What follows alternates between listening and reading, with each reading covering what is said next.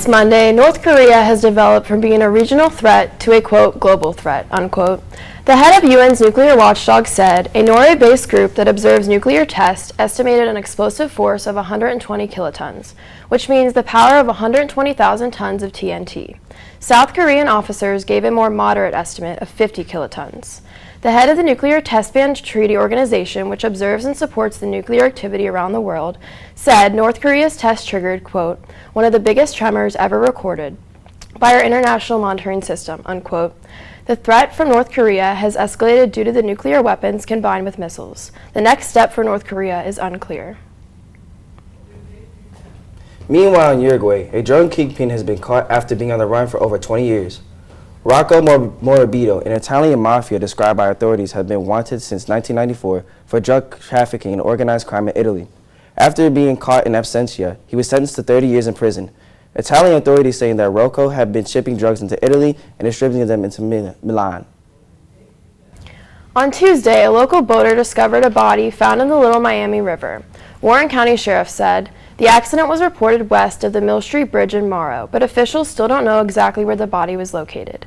The body was taken to the crime lab for examination. The person has been identified, quote, but police will not release the person's name until his or her family has been notified, unquote. The cause of death has not yet been identified. Further information will be reported by the end of the week. Unfortunately, many reports like those are cropping up in Texas after Hurricane Harvey. University of Houston's men's basketball head coach Kevin Sampson tweeted a call for help. Xavier's men's basketball coach Chris Mack responded quickly by sending in a package of t-shirts. Many other coaches from the Xavier athletics program followed his lead and sent in multiple packages of t-shirts and gear. Furthermore, this soon caught on across the league in other major schools, such as Kentucky and Ohio State, which had sent in t-shirts, shoes, and other sports apparel. It's great to see that Xavier is giving back. If you want to get involved, Alternative Breaks offers students commitment to service, experience, and self-reflection. Educational opportunities are also provided for the students to learn more about important issues such as substance abuse, refugees, and animal rights. Over 20 trips are organized across America and abroad over spring break. Apply now. The deadline is September 18th. You can learn more about the trips by visiting xavier.edu/alternativebreaks. With all the recent violence that has happened in our country these past few months, the entire Xavier community is invited to a prayer service in the chapel. It will be an evening of prayer, reflection, and harmonizing in songs, and an opportunity to meet new people and come together. The event will take place today at 7:30 in the chapel. Are you interested in learning about the obstacles and issues that men face? On Monday, the first X-Men support group meeting of the year will be held at 5 p.m. in the Musketeer Mezzanine.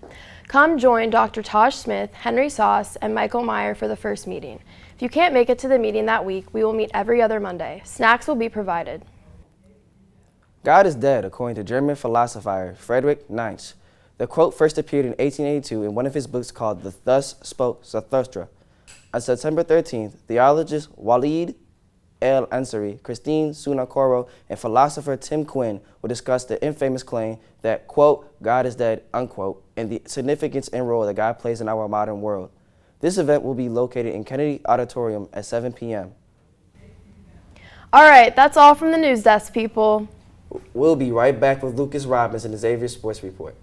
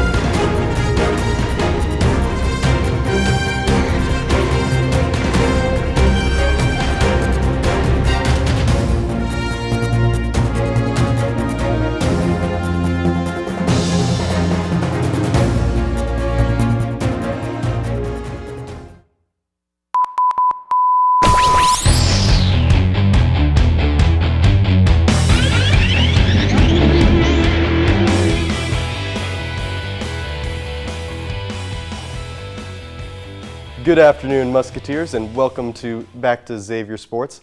I'm Lucas Robbins, and we have a great show for you today with a lot of sports to get to. So let's begin with Xavier men's soccer team. On Labor Day, the team had a thrilling comeback versus 22nd ranked Boston College. The Musketeers were down 0-2 until late in the first half when number 10 Simon Hesnes scored with an assist from number 2 Josh Grant to begin the comeback. The game remained 1-2 until the Musketeers scored at the 78th minute when number 24 Samson Sergi scored off a deflection and with a show of great teamwork to send the game to overtime. The comeback was completed by number 20 Matt Vasquenza, scoring one of the greatest goals I have ever seen.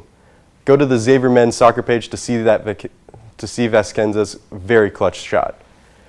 The men's soccer team moves to a 3-1 record after a 3-game win streak and are heading to this year's Crosstown Derby tonight at 7 p.m. against the University of Cincinnati Bearcats in Gettler Stadium.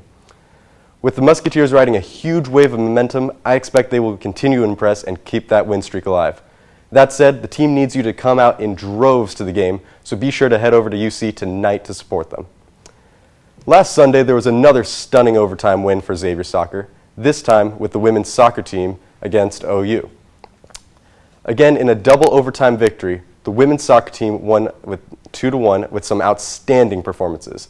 After a scoreless first half, the Musketeers scored blazingly fast in the first 2 minutes in the second half, with freshman Katie Barron scoring her first goal of her Xavier career to give the Musketeers the lead.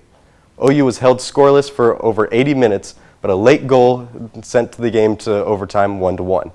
Xavier finished the game in the 4th minute of the second overtime with a beautiful cross by redshirt freshman Carrie Lewis to junior Andy Kennard, who finished with a clutch shot to the left corner for the golden goal win. Congratulations go out to the whole team for a great game against the Bobcats, but a very special shout out goes to number 15 Andy Kennard, who scored her first career game winner and was awarded by being named the Big East Weekly Honor Roll. The Xavier women's soccer team will continue their season tonight at 7 against the Duquesne Dukes in Pittsburgh, which can be watched via a live stream through the Atlantic10.com video portal. Hurricane Irma is coming to the U.S. this weekend and is expected to make landfall on Sunday, and this is having a big effect, not just on the expected impact states, but also in the sports world. The NFL decided to move the Tampa Bay Buccaneers season opener against the Miami Dolphins back to Week 11 and gave the teams Week 1 byes. And meanwhile, the Xavier women's golf team will also be affected by the storm. The team is playing on Sunday at the William and Mary Fall Invitational in Virginia and will have to return to Xavier on connected flight from Atlanta, and thus will have to navigate past Hurricane Irma. We at Xavier News wish the women's golf team safe travels. And that will do it for our premiere broadcast of the 2017 fall semester. As always, thanks for watching, and let's go X.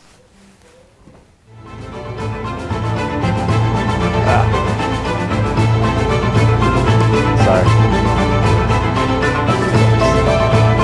I stuttered a little bit at the beginning, but I think